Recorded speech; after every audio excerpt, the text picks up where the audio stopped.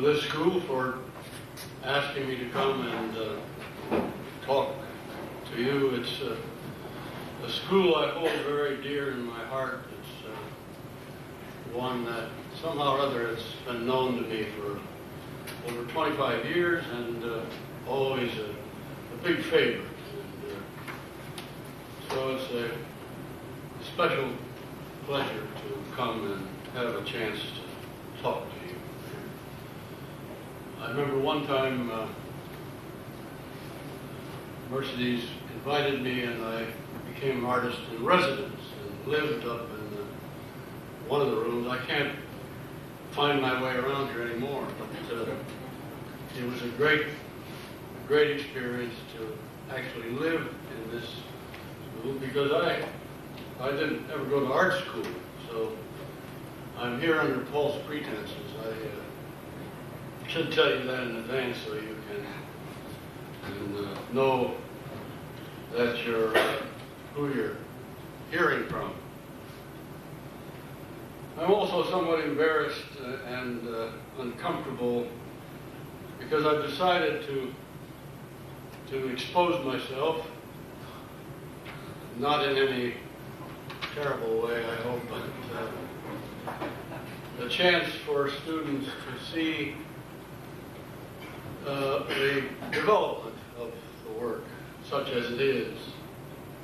I don't know why I should be embarrassed because it's just early work. I'll show you a work I did when I was 16 years old and show you how I tried desperately to get my paintings to look like art and couldn't get to that at all. But I want to show those and talk a little bit about that as a premise for how we proceed as painters. And then I should further say, I don't know why I would be embarrassed by showing the early work because I'm just as embarrassed showing you the later work. So bear with me, please. Fortunately, however, you're not going to hear about art. We've heard enough about it, I'm afraid, in my view. Everything is called art. We have old magazines, Art News, Art in America, Flash Art, Southwest Art, Art Forum, International Art, Bad Art, Flash Art, New Art, Art Quarterly, and every course in our university system, for the most part, is called an art course. I don't know how we got stuck with that term. And it's because I think it's a kind of irrelevant term for painters. It's a word which, an idea rather, which is essentially conceptual. It's an intellectual construct. It's always changing. Just when sometimes you think you've got a hold of what art might be as a condition, at least for me, it's like an intellectual greased pig. As soon as you try to get a hold of it, it sort of slips and goes someplace else. It's very abstract in its nature, and it's taken up with an awful lot of words, mainly discourse, and you can make almost any point that you want by that means. In contrast to that, painting is something entirely different. Wonderfully different as far as I'm concerned. It's first of all very physical. It's concrete. It's not a word like art. Art's more a word and an idea almost like love. And if anybody can ever define that, I'd like to hear about it. But a painting you can touch, it's a thing.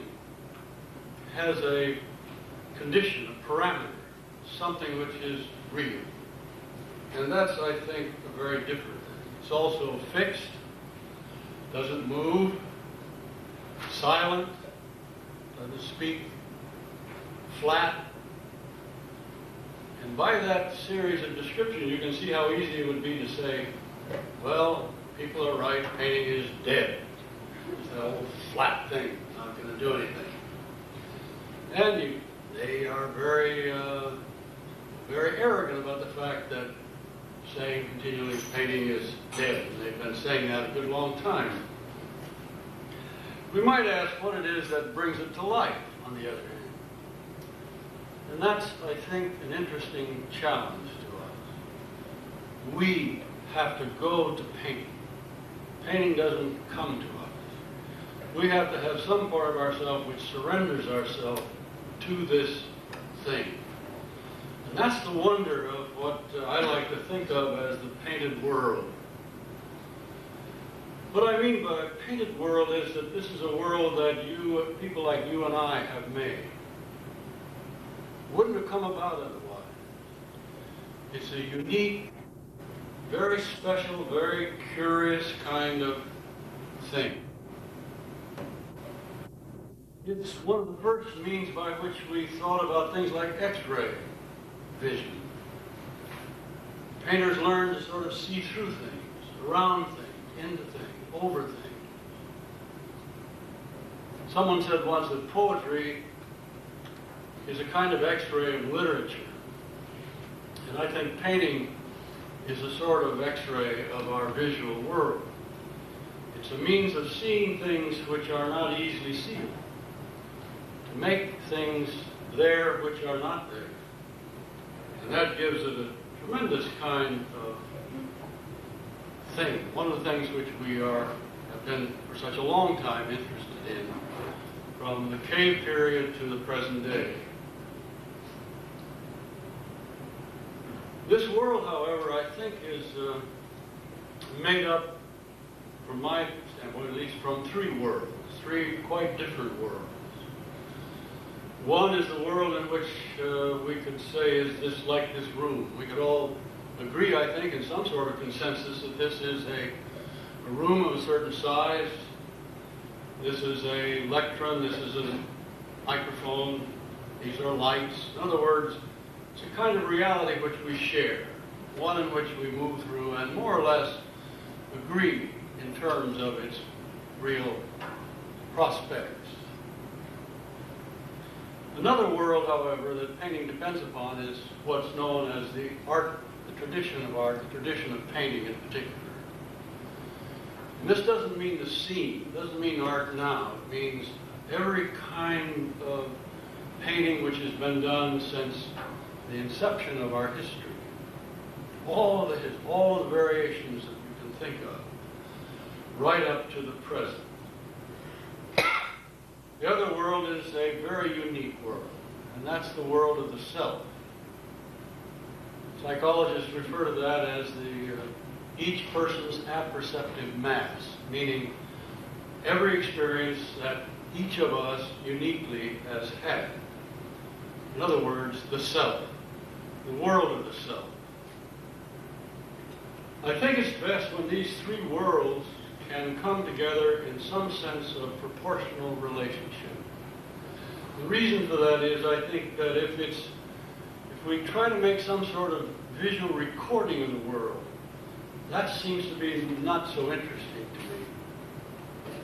In other words, even if we could, let's say, make a world like this, since we have one already, what would be the point and what would we do? Where would we put it? Why would we be interested in it?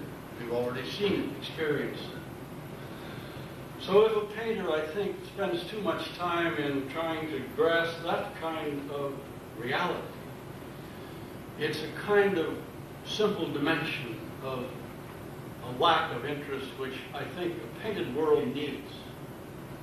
The same is true of the art world, which we see a lot of today, where artists really, in a sense, get used to talking to each other.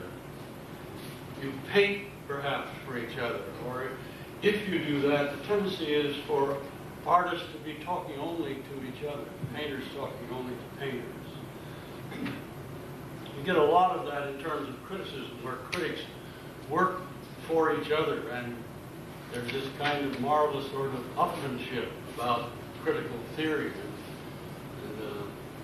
There's this marvelous sort of qualification for almost anything with the most dialectical, pyrotechnical means at their disposal. It's an amazing kind of language. But it seems to me, again, if it's only about that, it lacks another substantive character of dimension of some kind of real interest. Same is true, I think, of the self. If it's only about the self, how can we expect people to be interested in that really? Even though all of us have these tremendous egos that we have to support. The danger in only working out of yourself, it seems to me, is that the danger of solipsism and even a kind of neurotic fascination with self limits that structural potential of something like an interesting painted world. The wonderful thing is that painting doesn't have to be art to be wonderful, to be enjoyed, to give pleasure. I guess this is also a kind of high rationalization about my own weak efforts, maybe. But what I mean is that it's so wonderful just to look at painting. And for me, almost any painting. That monstrous ego of Picasso, I was amazed to hear one time say, he'd never really seen a painting that he wasn't interested in. Even a little painting in a motel room of a little pink poodle. He said, somehow or other, the agony of that person transferring one to another without embarrassing yourself too much is an amazing kind of challenge. So painting, it can be art, and sometimes is, and we can talk about that in a minute. But what I'm really interested in talking about, and the thing at least for me, is that terrific privilege we have to be painters.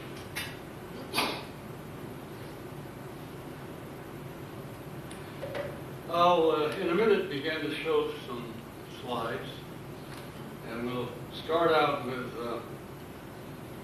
showing the first painting that I ever made, and I promise that you will see some beautiful works, not my own, but some beautiful artist works. If we can have the lights, and we'll start the slides.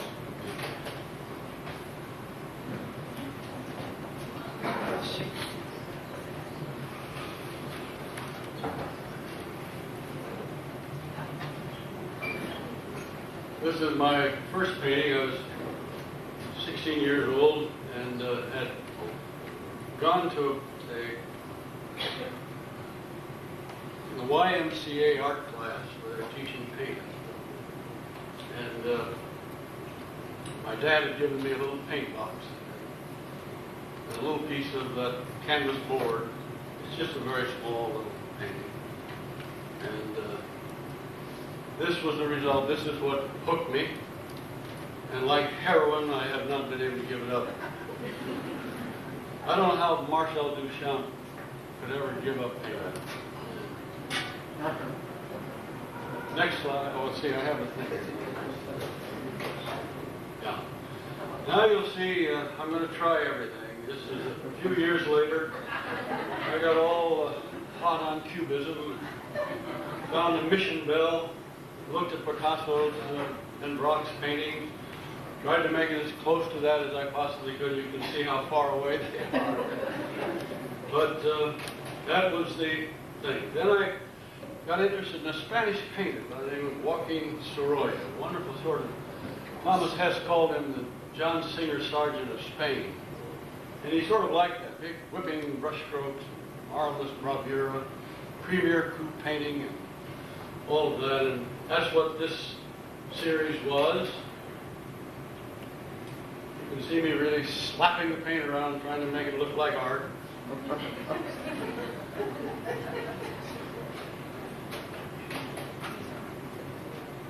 I even tried non-objective painting, and I still do it. Fortunately, you're lucky, I hide it from view. But Franz Klein and the wonderful abstract expressionists were a great influence and great heroes of mine. And here I was trying to see what I could do in reference to that kind of painting. Bay Area Figurative School with people like David Park and Richard Diebenkorn, Elmer Bischoff, and others. Another try at that to see if that could show any promise, which it did not.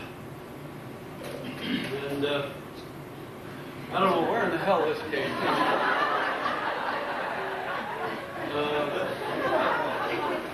I couldn't even believe that I did this, but here I decided I was going to go into the religion, I guess. I just cannot imagine where that came from. There it is. Great interest in Byzantine art, I guess. This is a sort of tribute to the abstract expressionists. I tried to make the paint drip. I even used silver paint, gold leaf, let things run down and turned them into cigars so they looked like something.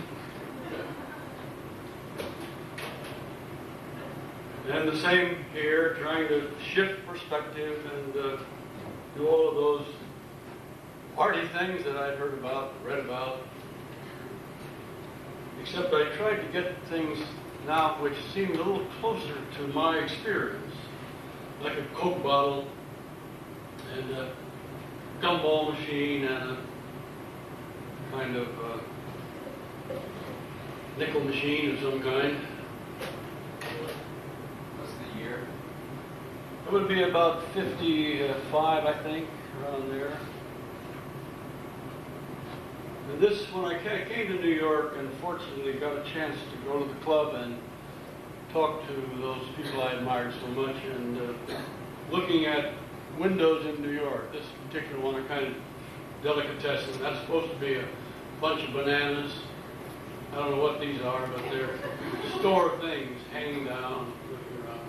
I was trying to hide subject matter so that people would take me seriously. And finally, I just decided, well, maybe I better see if I can't keep something somehow intact. And I'm a great lover of de Kooning and the whole notion of abstract expressionism and its great inspirational kind of way of doing things.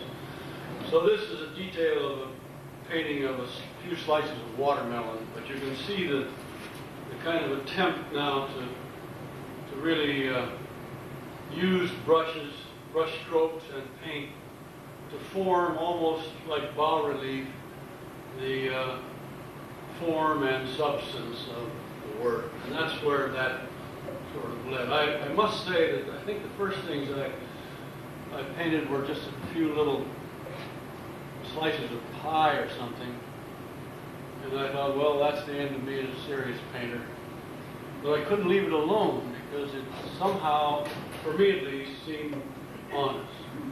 This is a very, now this is about 1960, I think, with my love affair with Morandi. He even had a pinned up reproduction of those marvelous paintings of Morandi in which he puts something in the center like this, squeezes them together almost like they're in a vise, and leaves all this space out here. I mean, why did he give it a little more space? Well, because the kind of the ineffable character of his tension and the kind of light and character of his work was just inspirational. So here, then, there are a whole series of paintings. I'll show them very quickly because I've already seen them. And you probably have seen them. But this was a series now in basically the early 60s. And it came at a time when the fashion in New York became something to do with pop art, of which I never felt a part of. I'm not, as I say, a card-carrying pop artist. But the objects and the forms were something, even though they are quite ordinary things, were simply still life material that offered a chance to paint. And that's what these. See, sometimes you get overdone with circles. I did work for Walt Disney when I was 16 years old, putting the buttons on Mickey Mouse's trousers. So this is a result of that, I think.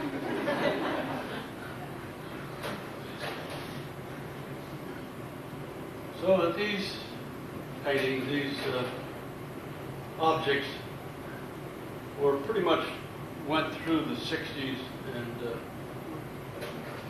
they were done from memory. These are all paintings done by simply recalling information. One of the things that does fascinate me is the way in which we paint from both memory and observation, and combination of those. Degas was very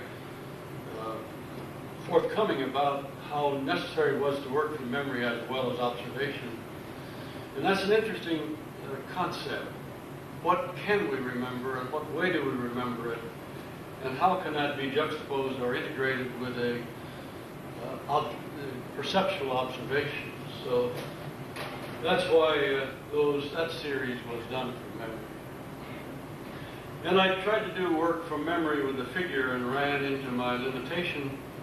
So I had a few friends and people who were willing to pose, and these are a result of that, and this would be in late 60s. Is that guy an actor? Was he an actor? Holloway. Yes, that's Sterling Holloway. He's also an art collector. And he came to Sacramento working in a musical and asked if I would paint his portrait. And I said, well, I don't do portraits, but if you're willing to sit as a model, I'll just make a painting of you. And he agreed to do that.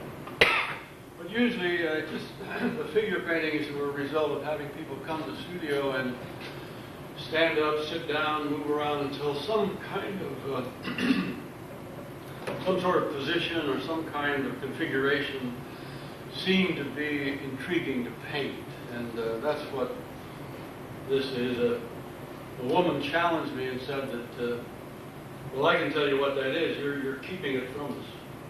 I said, what do you mean? She says, well, that's a young man and his sister who'd gone to a dance and they hated being together.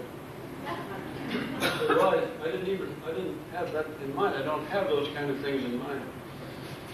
She said, oh, come on, you can tell me, I'm a psychiatrist.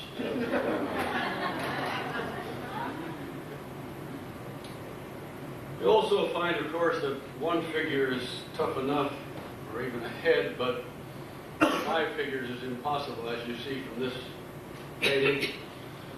I tried everything in the world to get this woman. She was wearing a very demure black dress.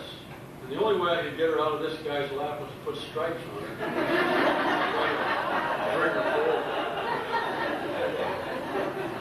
But again, it's a kind of absurdity, and it does interest me in terms of just looking at people and trying to not so much tell what they're doing as to sort of figure out their look and where they are, where they may have been, what they may be doing, and so on. In that sense, a kind of existential probe, I guess. This is a painting which, as many paintings, undergo lots of changes. First of all, this woman was just standing, casting a shadow. It never seemed to be working very well. I'm sorry I don't have the beginning slide.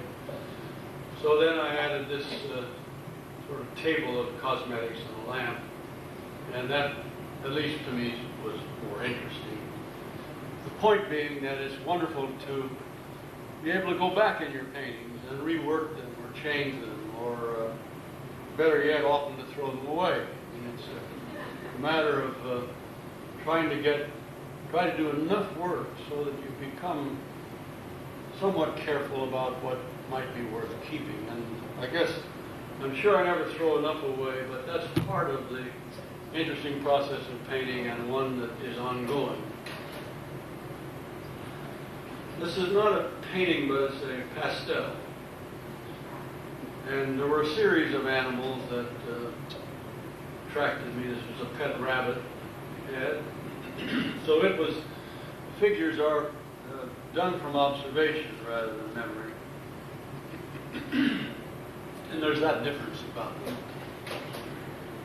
This is a drawing of a greyhound, a friend of mine brought it to Davis. It reminds me of the story of an old desert rat man who had traveled around Death Valley in California and made his existence by just living in the desert. He learned how to survive. And he made a point of the fact that he was a vegetarian and proud of the fact that that's what we should be doing. And someone asked him, well, why did you decide to become a vegetarian? He said, well, I just figured it's not fair to eat the other feller. You see how he felt about his dog. After that was a series of cityscapes done much from memory, then going out on location and making lots of drawings, coming back and rearranging them. This one is a painting done on the spot where we have a house in San Francisco. You have these very precipitous kinds of images which are intriguing. It doesn't drop off quite that strongly, but it's part of the feeling of San Francisco. I mean, they're living on an earthquake fault. This is the same area now done from memory and in studio, and then place these big high-rise condominiums, as they will do on these earth things, and you wonder how they can sort of stay there.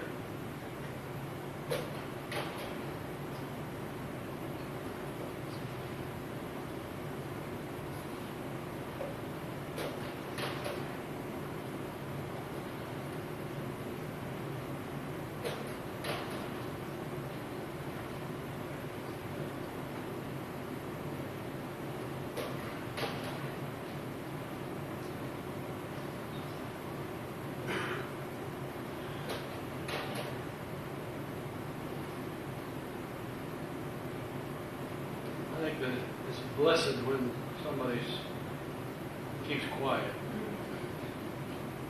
and you can just look for whatever it's. So your own intimate projection and access to the work.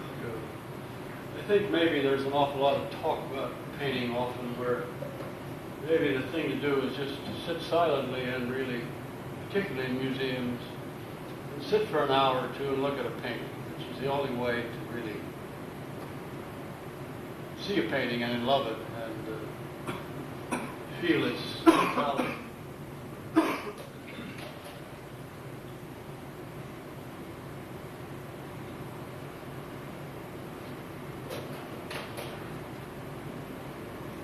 I have no idea where these people are headed. There they go anyway.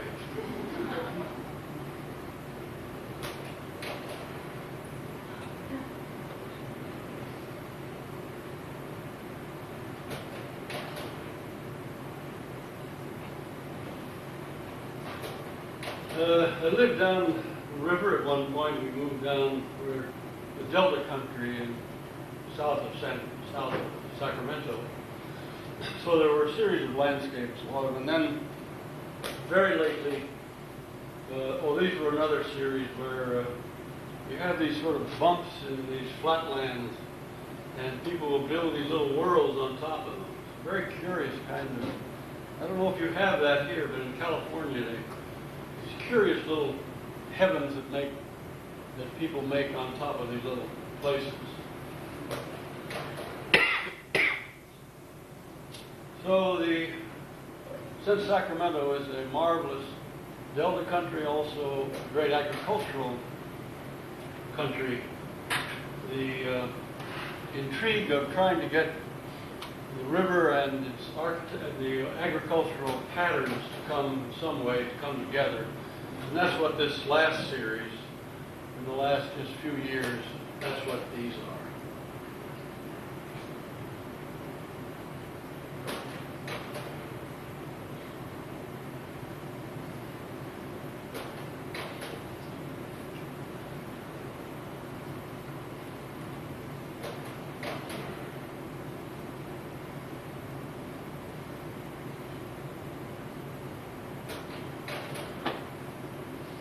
I think this is the last one of this series that I did.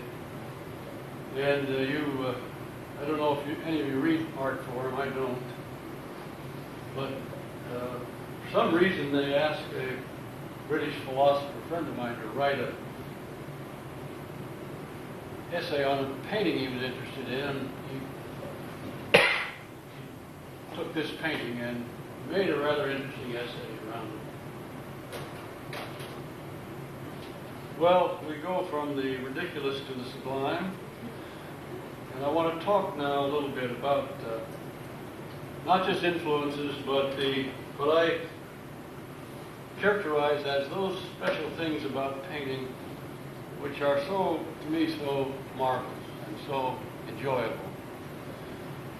I can just sort of live in a museum and I'd be perfectly happy to. They could just wrap me in brown paper and put me out with a refuge when I passed out.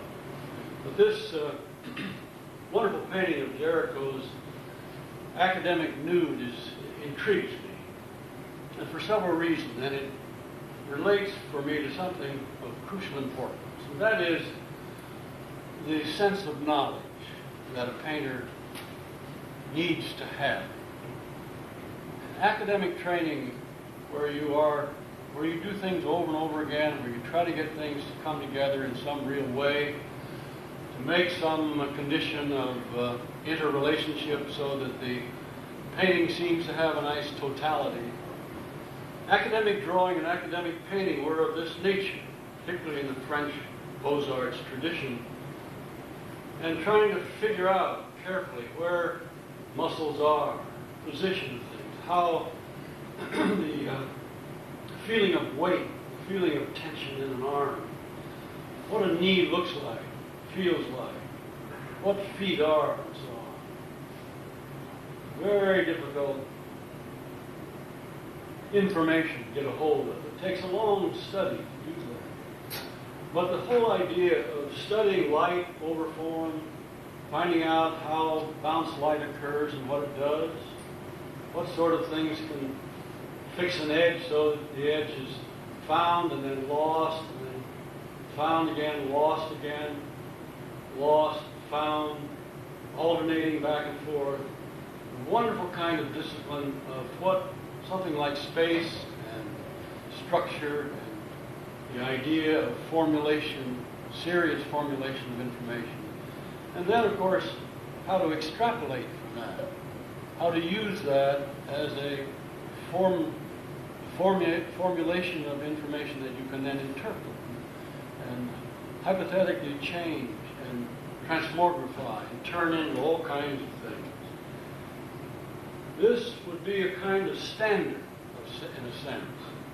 And from that, out of that, comes all kinds of style. This is the kind of painting that Picasso did, as you know, and Matisse, and Degas, and Serra, and others, so that they had this marvelous kind of intelligence, information, vocabulary of form.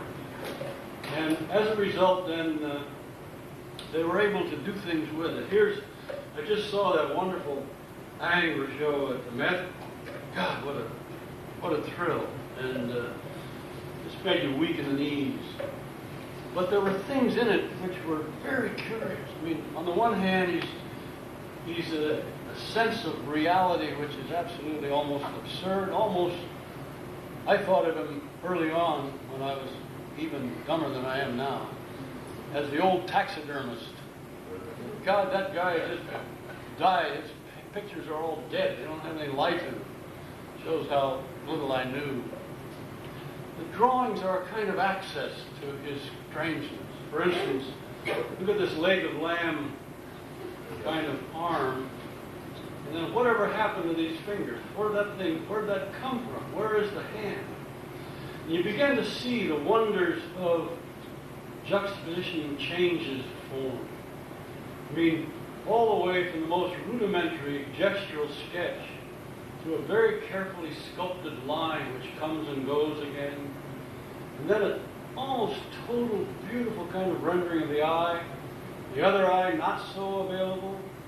The hierarchy of visual availableness in this drawing is quite extraordinary. And that's what you see with that.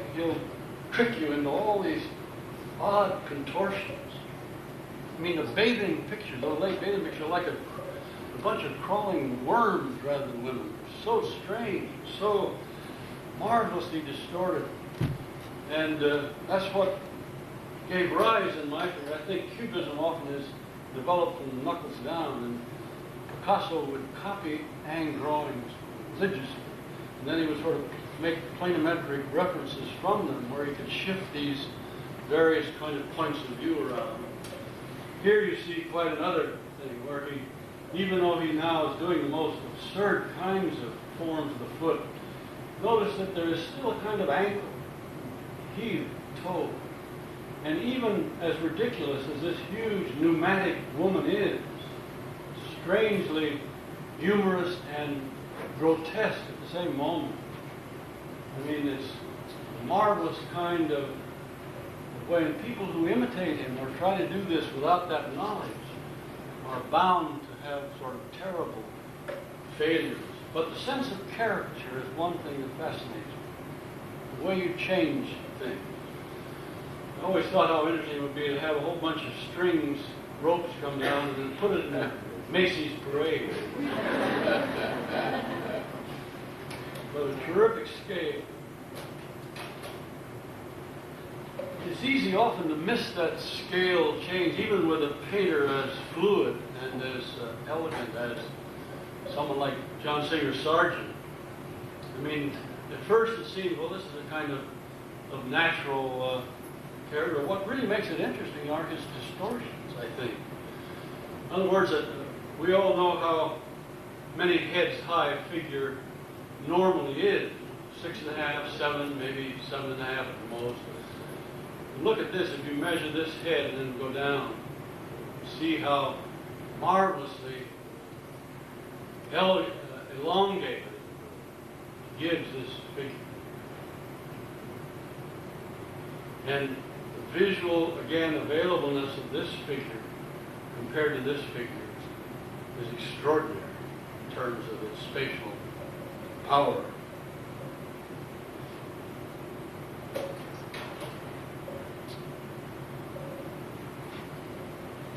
I told you that people talk too much about painting. Here I am running off the mouth, foaming at the mouth over these pictures.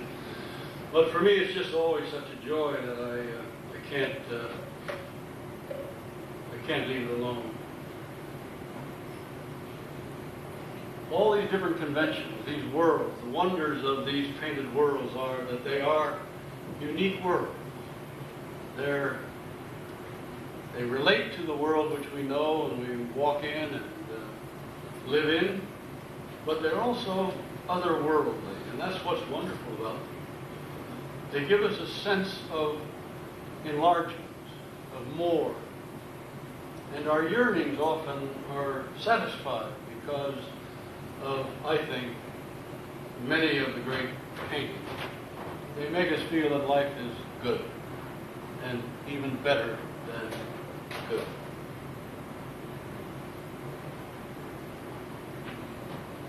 The idea of caricature is very different in very different ways. It's not just caricature of different sizes, but also things like color.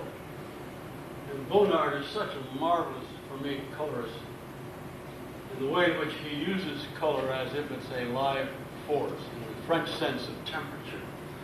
So you'll have these ice-cold blues, red-hot oranges and reds, and they will juxtapose and give this marvelous thing that pictures can do, not to imitate light, but to create a light of their own.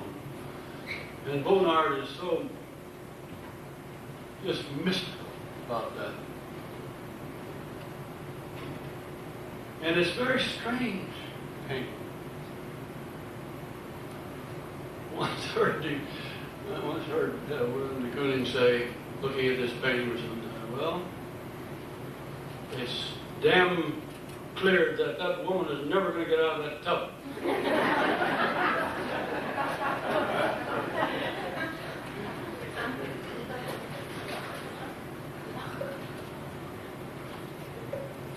Well, it's amazing how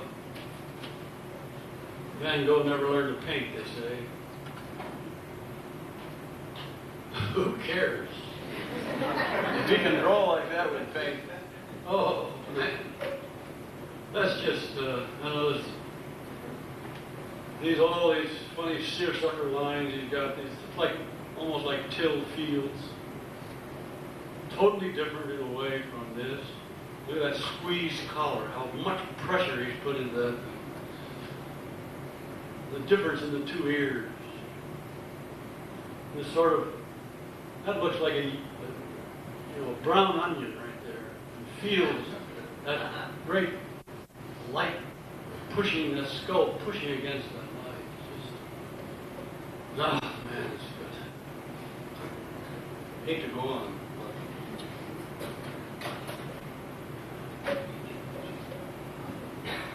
Sometimes the wonder about painting is they can put things together which really are not plausible in any logical sense.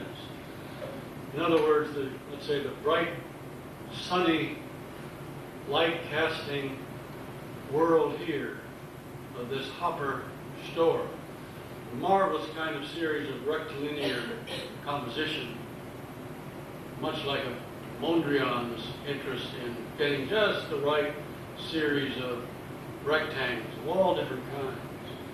And the kind of light, which is bright white, right next to it is this deep, mysterious forest. So the interplay between these two, in a way, separate worlds, brought together in the same world, are things that painting can do that nothing else can do in the same way. So the marvels of painting persist, and that's our joy.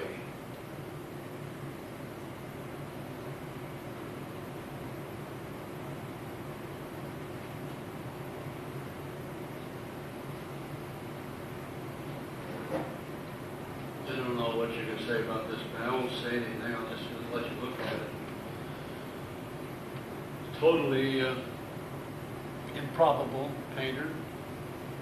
Went to Europe, saw what the Impressionists, most Impressionists were doing. Thought they were a bunch of rascals. Came back, stared at the moon, made his world.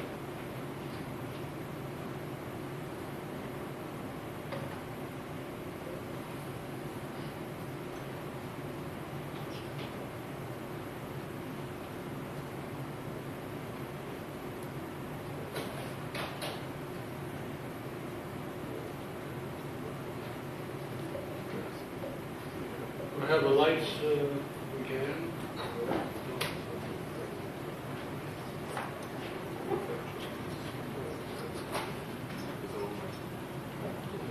Say just a couple of things, and then I hope you might shape a conversation or ask questions that you want to talk about or that you would like to address, and we'll do the best we can. I'd just simply like to say that these painted worlds to me are one of our great achievements of the human spirit. And we treasure them. We go to the museum as a kind of exotic wonderland, where we've saved all of the wonderful treasures of what we are, what we have been, what we might be. Helps define what the human spirit is. You could say, I think, without over-dramatizing it, that painting represents a kind of anthology of what we are, what we have been, what we might be.